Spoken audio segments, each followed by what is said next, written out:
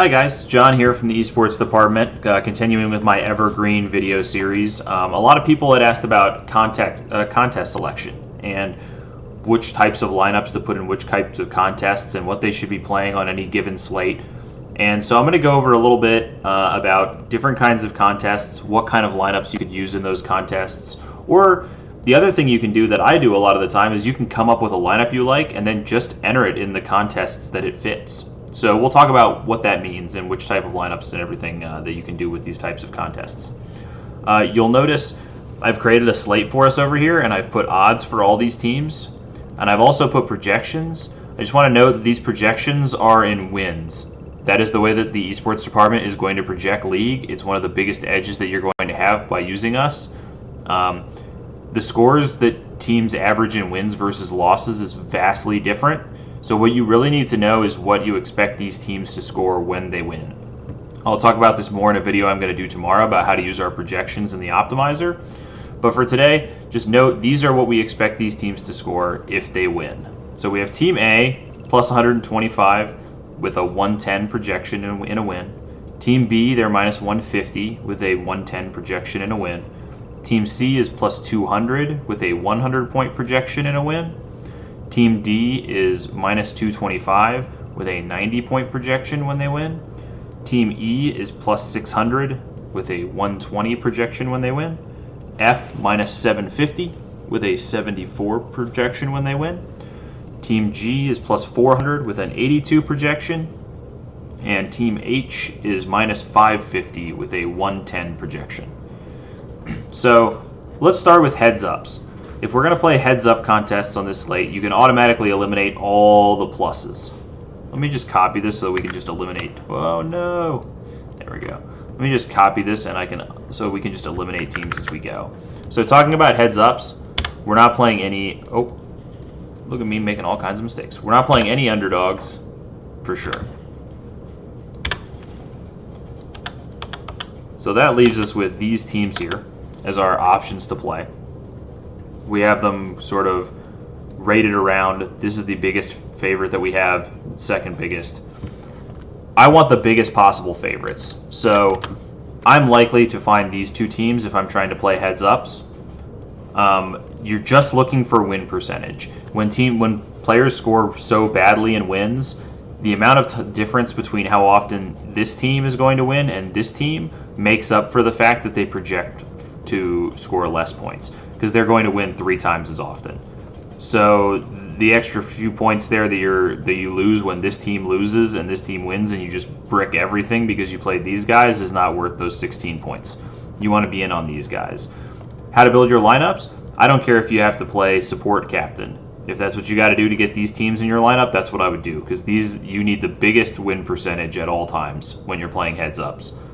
Guys that are consistently going to score points, and that's going to be these two teams. Now, of course, you'd want to try to get these guys as your bigger stack if you could, because they're projecting higher, but you want to be involved with these two teams. Let's move forward now going to leagues. We have our teams again. In leagues, let's assume that I'm talking about 3-man leagues. So for a 3-man league, where only the first place is going to get paid out, or something like a winner-take-all, I'm still pretty unlikely to touch an underdog on a 4-game slate, so let's get rid of those guys.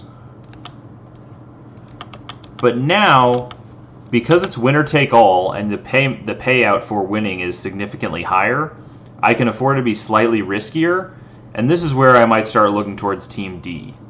I don't think I need to start going all the way down to Team B yet, because even the difference between minus 225 and minus 150 is a pretty big difference when it comes to like how often they're going to win. This is where you can start to step down a little bit, though, and go for something like, say, Team H and Team D. Makes a lot of sense for a league. You could step down to B and H if you really wanted, but there's a pretty good chance that the kind of lineup that I would want to play is something like D and H.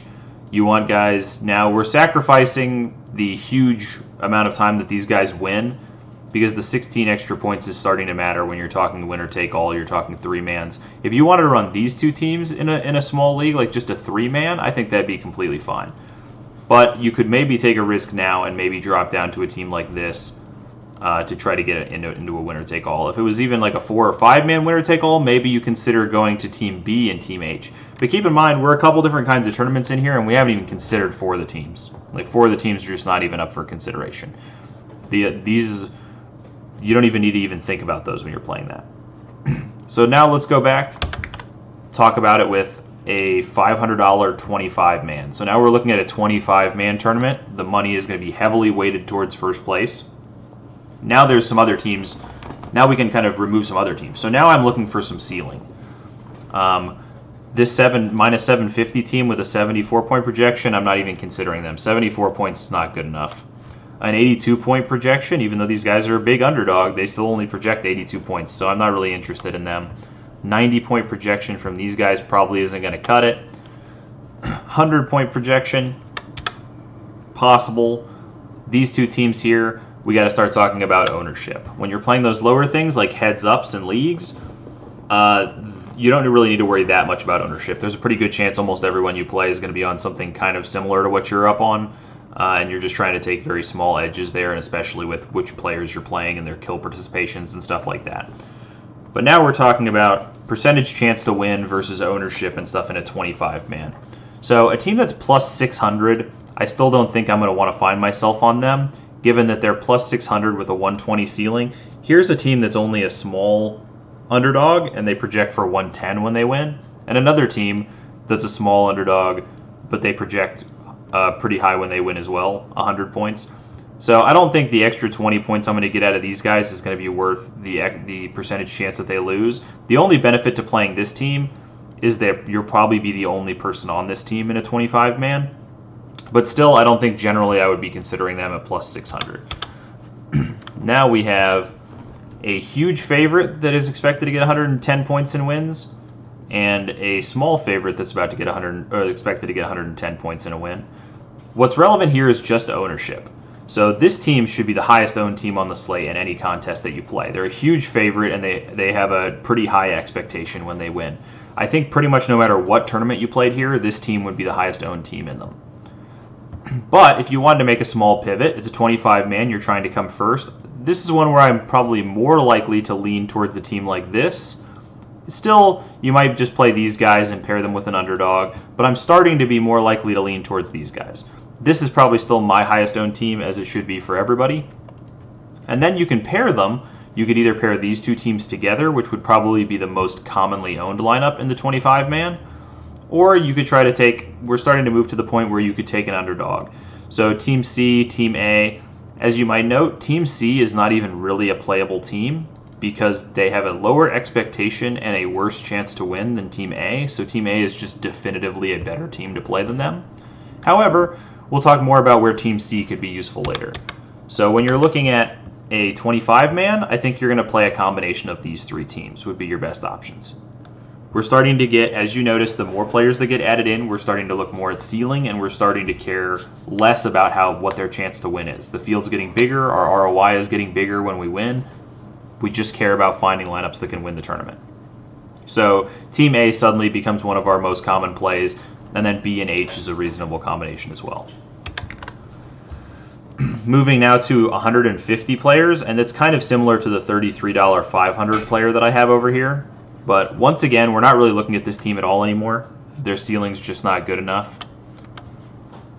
A team like Team G, they're a slightly more likely to win than Team E, but the upside is not really there. They're considerable, but you're not likely to want to play them.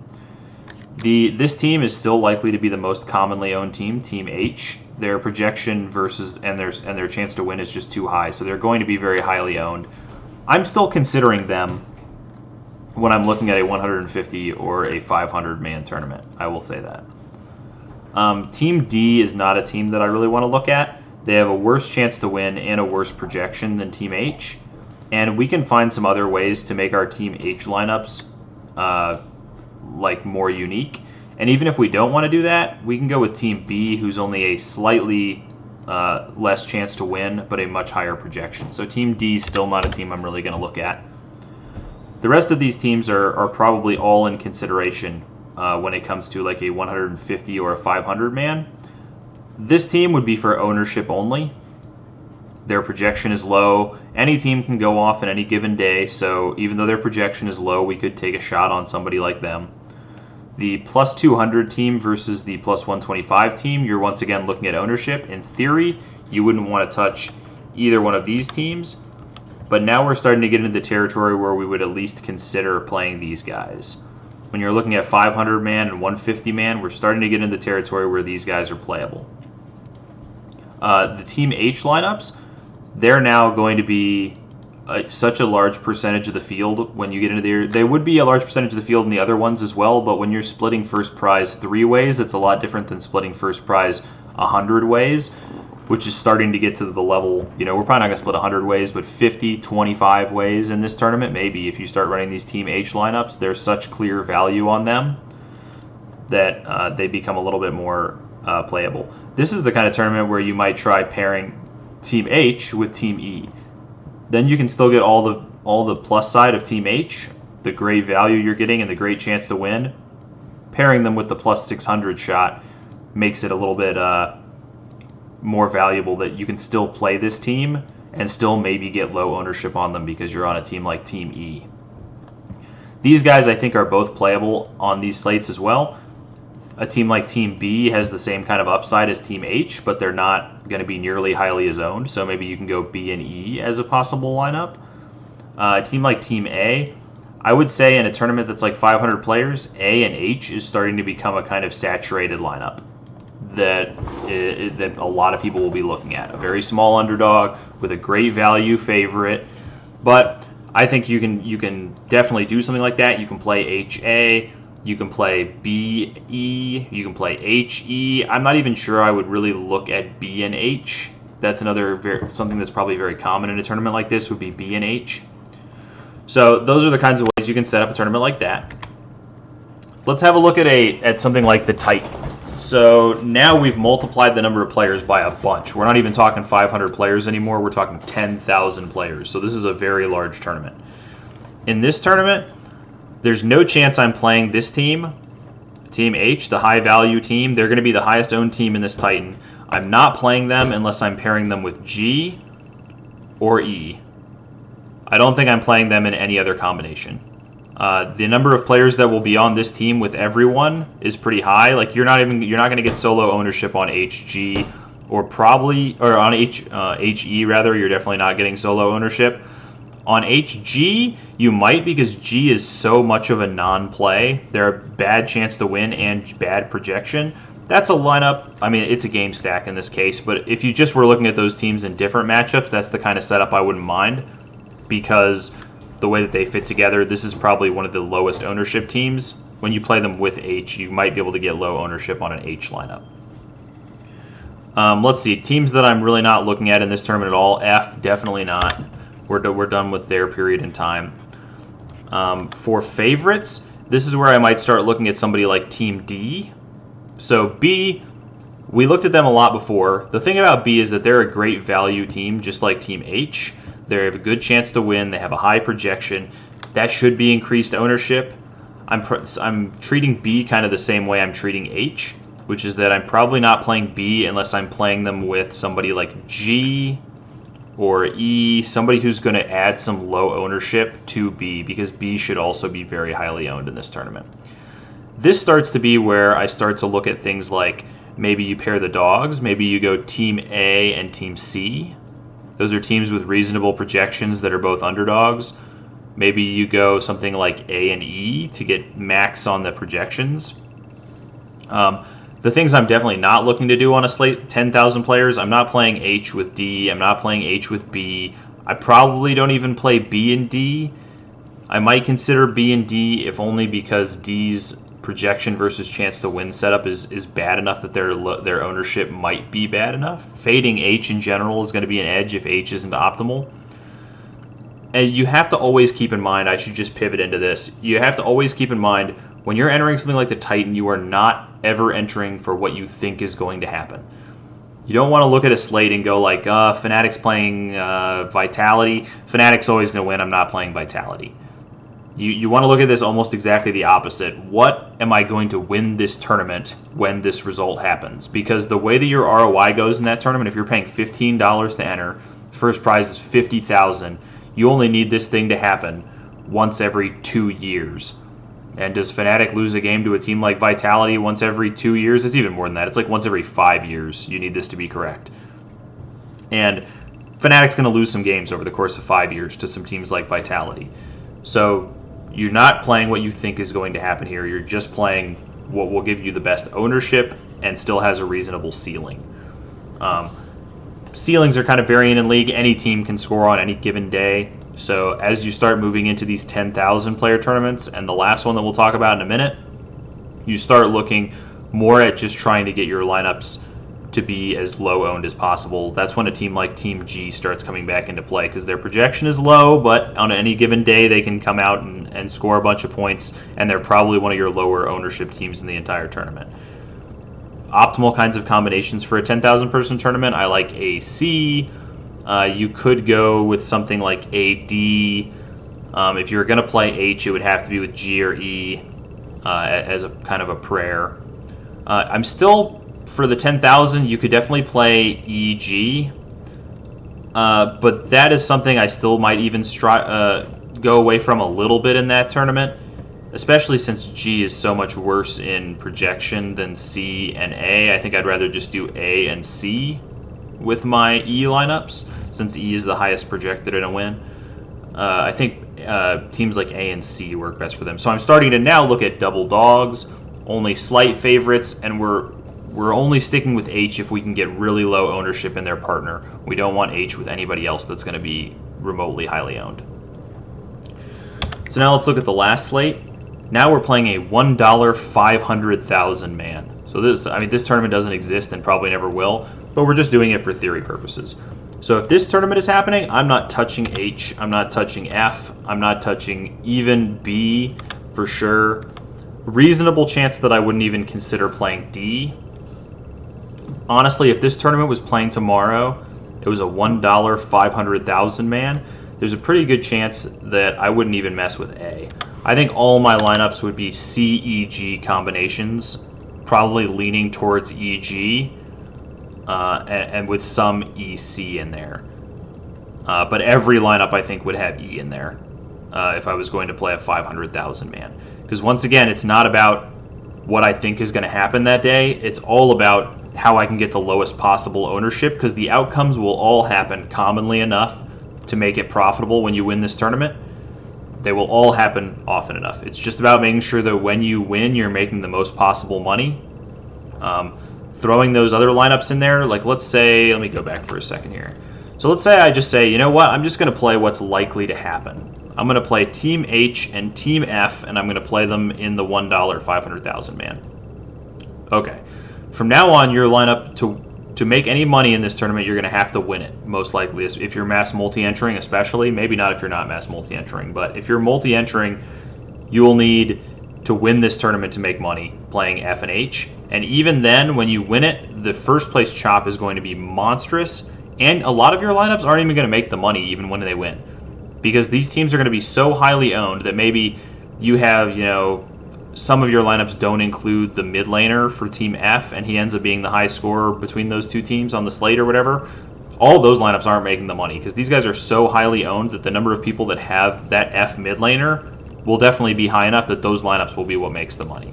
You don't even need to worry about that anymore.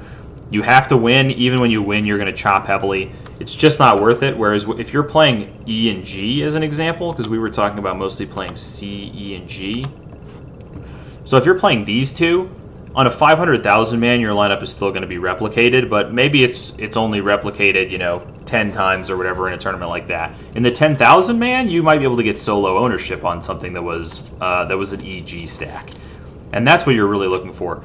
Because once every year or once every split, there's definitely going to be slates where a huge underdog like Team E wins. And if you have the right pairing there, you're going to make insane ROI. You don't have this same problem that you have when you're playing those big favorites where you're going to split 100 ways and then some of your lineups aren't even going to make the money. If your setup is all EG stacks and those two teams win and they hit their projections, you're going to end up all near the top of the standings. Especially according to the projections we have here, in theory, if they win, these are the two teams that are going to give you the most ceiling. So CE makes the most sense in something like the $15. They're going to win often enough. I promise you, both teams are going to win often enough to make the ROI fantastic when they win. But that's the last thing we need to talk about. That's kind of how I would enter different kinds of lineups in these tournaments. But I'm going to talk just for a second about bankroll. A lot of people have asked me, what do I do if I'm not a guy that mass multi-enters and I just want to play some single entries or whatever. These tournaments are not for you if that's what you're doing. I don't think you should be playing this tournament. You could throw one lineup in here, I guess, but you have to understand you might go your whole life and never be successful in this tournament playing every single slate if you're entering one lineup. Like there's going to be how many of these slates every year? 5 times like 12. There's going to be like 70 of these slates. I'm going to play 1,500 lineups in this slate when I play it. If you're playing this tournament, you're going to enter 70 lineups a year, or 70 lineups a split, 140 lineups. It's going to take you 10 years to get the same exposure to this slate that I get in one day. So that if you're playing one lineup, this isn't where you want to be. If you're playing one lineup, something like this and something like this are better for you. You'll be able to balance your variance better because you can play teams that are more likely to win. When you're playing this tournament, I just told you don't really want to be playing teams that are super likely to win. When you play something like this or this, and ignore the buy-ins, like there's a $12 100-man out there. Like you can find tournaments that are smaller field, single entry, that are lower buy-in. Skip over the Titan. I know it sucks to give up on the Dream, but if you're trying to play $15 a slate, don't spend your $15 on the Titan. Spend your $15 on the $12 single entry and then an entry in the $3 single entry. Something like that.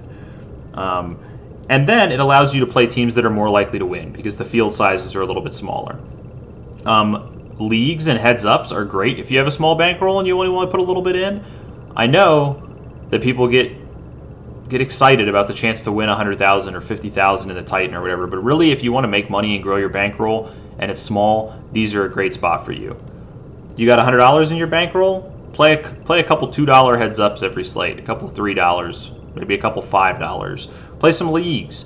Then you can get a little bit riskier and you can multiply your money when you run good. As long as you're playing good lineups, you should do that over time. But yeah, don't find yourself down in this range if your bankroll is small. This is not where you want to be. The only kind of exception is sometimes they run like 25-cent mini maxes and stuff. If you want to get your fix on maybe making a big multiple of the money that you're entering, play something like that, 25-cent mini max, but follow the rules we were talking about here about how you're going to get the best ownership on the right kinds of lineups for a tournament like that. Okay, this went a little bit longer than I thought. Any other questions, feel free to hit me up, but that's just some general thoughts on contest selection and what types of lineups and contests you can play. And have a good one, guys.